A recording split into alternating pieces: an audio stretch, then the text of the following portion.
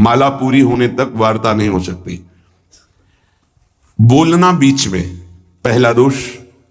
दूसरा, इधर उधर देख ऐसे माला जपने, मेरुदंड सीधी, नासाग्र दृष्टि ऐसे, जिससे नींद आने की संभावना है वो आंख मूंद के भजन करने मत बैठे। नहीं, कंबल या शाल ओढ़ा, आंख मूंद ली तो माला छूट जाएगी और आपका समय व्यतीत हो जाएगा नींद में। ऐसा प्राय होता है।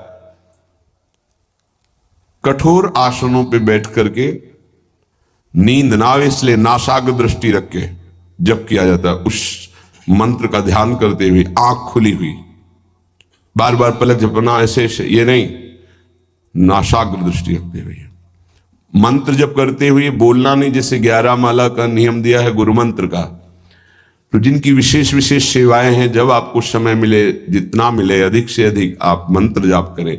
जब आप आसन पे बैठकर मंत्र जाप कर रहे हैं तो बोलना नहीं है, माला पूरी होने पर ही बात करें अगर कोई अत्यंत आवश्यक है। दूसरा, इधर उधर गर्दन हिलाना देखना ये नहीं। मेरुदंड सीधी, आंख खुली हुई, आंख मूंद के नहीं जपना।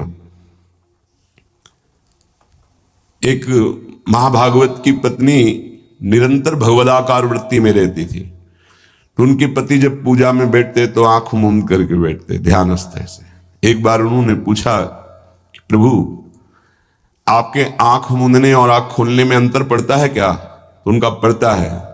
तो बोले आपकी पूजा अधूरी।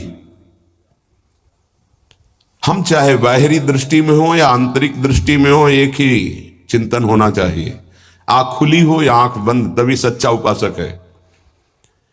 तीसरा, हिलना मंत्र जाप के समय। ये कीर्तन में हो सकता है, पद गायन में हो सकता है, लेकिन मंत्र जाप के समय हिलना नहीं, ये नहीं। गर्दन माना, बात करना। चौथा, हंसते हुए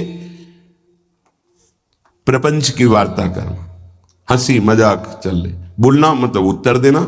चौथे में जो हंसते हुए प्रपंच वार्ता करना। बैठे कुर्सी में 3 लोग, माला हाथ में, प्रपंच की वार्ता। अपमान कर रहे हो माला का, मंत्र का। आप क्या कर रहे हो? उपहास कर रहे हो। 4 लोग जा रहे, माला सरक रहा है, बातचीत कर रहे, तो माला सरकाने से थोड़ी भगवत प्राप्ति होगी। जो माला की एक भी मन का नाम और मंत्र से खाली ना जाए, उसका चिंतन करते हुए, वो आंतरिक चिंतन को बढ़ाने के लिए माला है। माला सरकाने से थोड़ी भगवत प्राप्ति होती है। माला की मनका के सहारे से हम प्रत्येक मंत्र का चिंतन करके, उसका श्रवण करके, मनन करके तब फिर आगे बढ़ते हैं।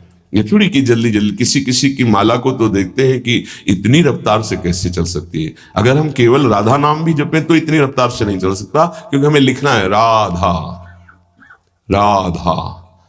फिर अष्टादशाक्षर मंत्र या द्वादशाक्षर मंत्र, फिर इन मंत्रों को तो कैसे आप इतनी जल्दी, कैसे बिना अक्षर मात्रा दर्शन के कैसे आप मन का सरका दिए? 11 माला बहुत होते हैं। अगर जिस पद्धति से कहते 11 माला कर लो तो बहुत जल्दी मानसिक सिद्धि प्राप्त हो जाए। सामने मंत्र लिखा हुआ है, हर बार नवीन मंत्र की रचना कर रहे हैं। हर मन के पे, एक मन के पे पूरा मंत्र लिखा, फिर एक मन के पे पूरा मंत्र, फिर मन। देखो मन कहां भाग के जाएगा, मन निर्विषय हो जाएगा, सच्चिदानंद की तरफ दौड़ पड़ेगा मन। जब के समय किसी को उत्तर देना, इधर उधर देखना, शरीर को हिलाना, हंसते हुए हंसी मजाक वार्तालाप करना, 4 बातें जप में निषेध है। जब काले न भासेत नान्यानि प्रेक्षेत बुधा न कंपेत शिरोग्रीवाम दंतान्नैव प्रकाशयेत। 4 बातें। ये हंसी मजाक, 2 साधक चल रहे रास्ते में, माला भी चल रहा, हंसी मजाक। तुम्हारे पास समय कैसे, तुम्हारा माला कैसे चल रहा है, तुम वार्ता कर रहे हो, हंसी मजाक कर रहे हो? ऐसा नहीं, इतने सिद्ध नहीं हो गए हो। जो शास्त्र जब काले न भाषेत नान्यानि प्रेक्षित बुधा न कंपेत शिरोग्रीवाम दंतान नैव प्रकाशयेत।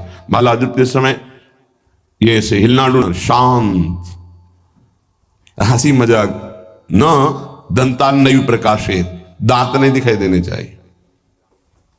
गुरुमंत्र के समय तो मुख से वायु भी नहीं निकलनी चाहिए, मुख से। बस ये स्थिति। थोड़ा दांतों के बीच में जगह है, जिह्वा का अग्रभाग ऊपर के दांत के जोड़ पे है, हल्की सी नाक की श्वास से मंत्र का उच्चारण है, उसी का श्रवण है, और नेत्रों से दृष्टि में हम देख रहे हैं।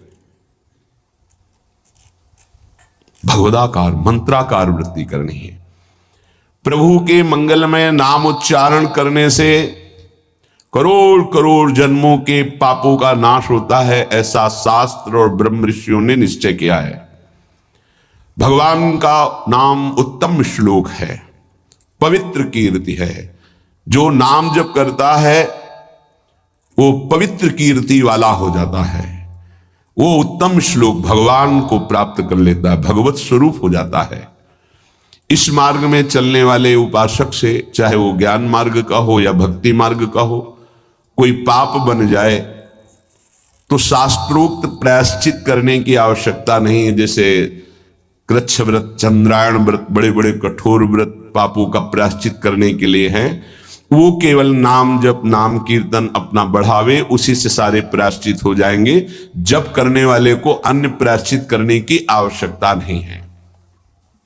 जब तक अनंत जन्मों के हमारे पाप हैं तब तक हमारी नाम में रुचि नहीं होती। ये बहुत ध्यान देने का विषय है कि जब नाम की इतनी महिमा है तो सब लोग नाम में क्यों नहीं लगते? बोले इसलिए नहीं लगते कि इतने पाप हैं कि नाम की तरफ रुचि ही नहीं हो सकती। जैसे कोई कहे कि चीनी चीनी चीनी कहने से तो क्या मुंह में मिठास आ जाएगी क्या? भोजन भोजन भोजन करने से क्या पेट भर जाएगा क्या? तो ऐसे ही कृष्ण कृष्ण राम राम राधा राधा करने से क्या राधा मिल जाएंगे क्या? बड़े तर्क होते हैं ना दिमाग में। वो जड़ वस्तु है, वो न पहले थी न बाद में रहेगी, बीच में भी उसकी सत्ता नहीं है। नासतो विद्यते भाव। और जो भगवान को अधीन कर ले, भगवान से भी महान, जिसकी महिमा स्वयं भगवान नहीं वर्णन कर सकते। कहूं कहां लगी नाम बड़ाई, राम न सके नाम गुण गाई। वो इन भौतिक पदार्थों के नाम जैसा नहीं है, वो सच्चिदानंद है। स्वप्रधान में वो पुरुषोत्तम